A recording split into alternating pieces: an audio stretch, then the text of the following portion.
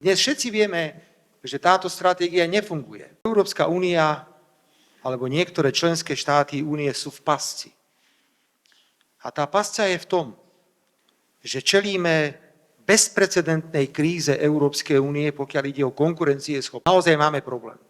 Európska únia je ekonomicky v hlbokej kríze a pokiaľ si nepovieme, že sme prijali nezmyselné ideologické klimatické ciele, tak sa z tejto krízy nikdy nedostaneme. Prišli niektorí západní politici, predovšetkým z Európy, ktorí povedali, nesmiete to urobiť. Lebo si mysleli, že cez túto stratégiu vojny, podporovania Ukrajiny, sankcií, pôžičiek sa ekonomicky a politicky Rusko oslabí.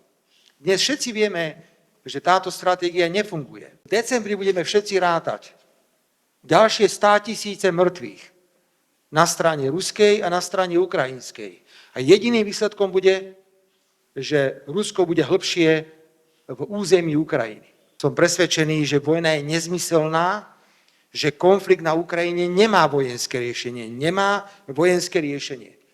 Ak sa v tomto konflikte bude pokračovať bez záujmu sa rozprávať, tak výsledkom budú iba 100 000 mŕtvych ľudí a silnejšie postavenie Ruskej federácie.